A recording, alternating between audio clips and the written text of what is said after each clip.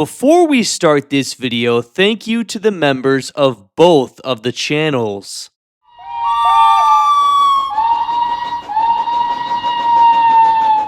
It's time to make an official scripted video about the brand new Motorized line. Okay, well, I do like the... Oh, gotta reset the monkey tree.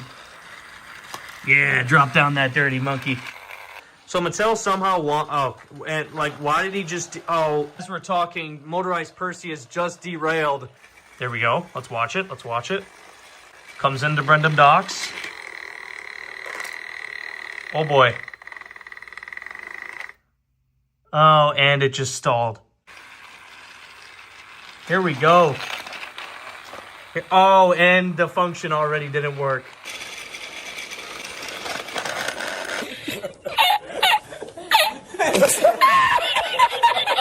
Trash. Before I even get into this video, we all already know these engines are the slowest, the weakest, and most poorly constructed motorized engines ever released. So I just wanted to clarify that before I get into the rest of the video, because all of that is just a given. These engines, performance-wise, are terrible, with brand new batteries and brand new out of the box. Terrible. And I cannot forget to mention that the track system is atrocious. I believe there are 8 different colors of track this year. There are like 6 colors of track alone in the Deluxe Railroad Builder Kit of that I just reviewed. The track system is ugly and it does no favors to these motorized engines as they still perform terribly. And the brand new track just sounds terrible with the die-cast engines running on it.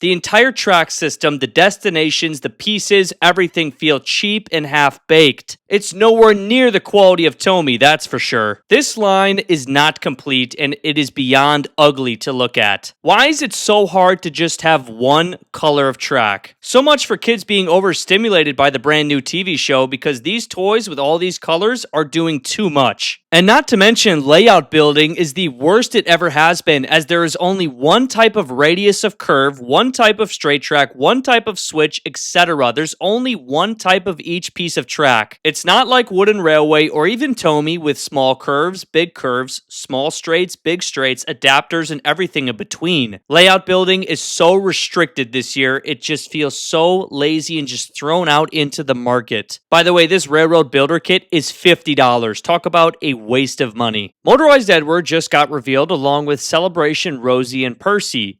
We also got better images of Salty and Hero. Fans were very upset to see Edward was completely ruined, but I already was expecting it and called it, as Mattel reuses whatever they can to save on money, even if it hurts their current products. Edward is an example of that. But now let's go over how I feel about everything with the brand new line, and I don't see my opinion changing after this video. So, nobody liked the brand new merchandise when it first got revealed. But if we remember correctly, we went from the disaster that was the 80th anniversary Motorized to the colored eyes and what people thought were AI faces. But now most of us are very excited for the brand new reboot. The 80th merch really was a tier 1 fumble by Mattel. They could have used the 80th anniversary to launch the brand new merchandise and reboot, but instead, we got this slop. But I am happy now to have this new merchandise. I could not stand another year or run of the previous CGI series slop. The problem is the execution was not well done with the brand new line. First off, most engines look the best they ever have in Motorized, such as Thomas, who looks incredible from a side view. The engines are scaled down from the previous year, and they're scaled just much better in general and are not squashed like some Tomy engines are. I'm totally ignoring Trackmaster 2 or Trackmaster 3, whatever you want to call it. Those lines are so bad, they're not even worth talking about. Tomy is still the best and complete Motorized line though, like ever, no doubt.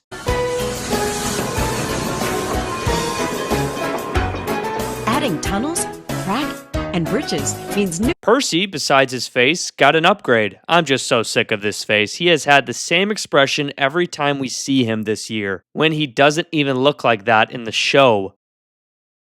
The new Gordon to some people is too skinny, and I do get that and I see that, but I kind of like it simply because it actually makes Gordon feel like he's bigger, like a proper tender engine. We have gone so many years where the tender engines never feel big enough. James, however, is straight garbage. James, Gordon, Henry, Emily, Edward, Nia, Hero, and probably Ashima are all on the exact same chassis. So just using common sense, some of these engines are going to look terrible and get screwed over. James and Edward are examples of this. James should have been put on Thomas's chassis and then just given a tender. There's plenty of room to make a good-looking James body on this chassis. Nobody cares about the front bogie wheels. They are not needed, and 90% of the time they derail and don't stay on the tracks.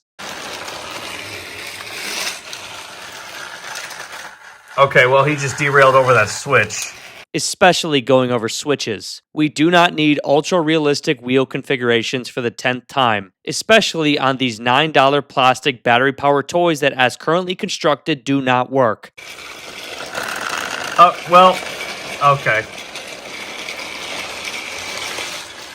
Well, that's just okay. Well, no. Ultra-realistic wheel configurations are never needed. It's a big reason why the 2022 Wooden Railway line failed.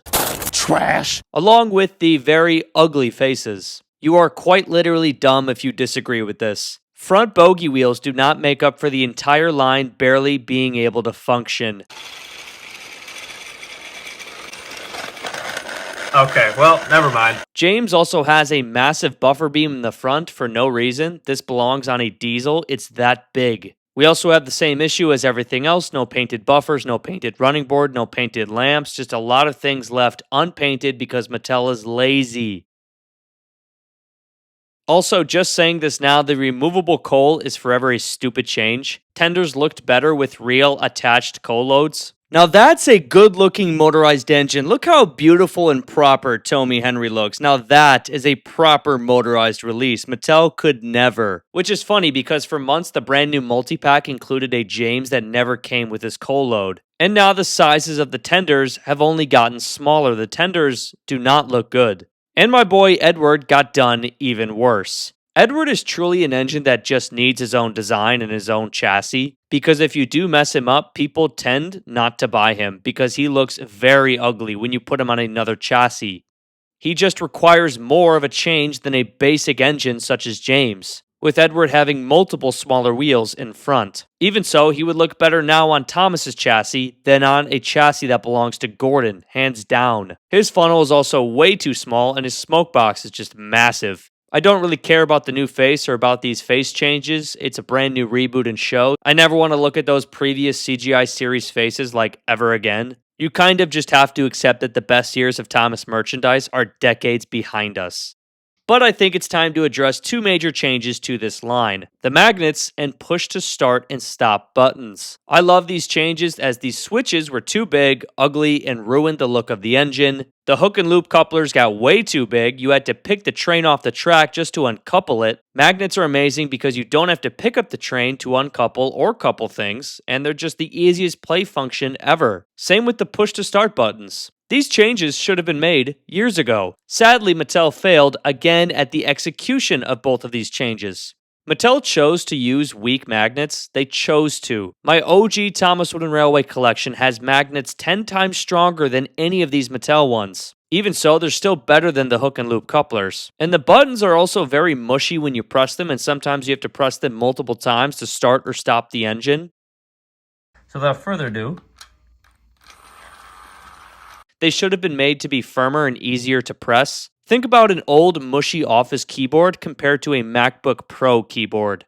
The old mushy switches are what Mattel gave these engines, not good execution. There really is so much to go over in this video. I probably will not get to all of my thoughts on this motorized line. That would take like a half hour at the least. Rosie and Diesel are also a topic, Rosie being arguably a top 3 motorized engine this year with great detailing all around. Problem is, Diecast Rosie decided not to follow any of this. I have little complaints about Rosie. Diesel is worse than his prototype version, surprisingly, and nothing extra was done to make his details stand out on his body. He's basically a worse version of Take-Along Diesel, but motorized. And Diesel having purple eyes, it's just not fitting at all. It's some slop that carried over from All Engines Go. The real devious Diesel is just forever dead. I haven't reviewed the brand new Emily yet, but I've never had a problem with her brand new face. I just don't care for this character, and her motorized release really doesn't blow me away either. So I'm not really motivated to get her as soon as possible. We also have Salty revealed, who is still too fat and squashed, which really sucks, but hopefully he looks better in person. I do like his extra detailing, like his hazard stripes on the back or his lamp.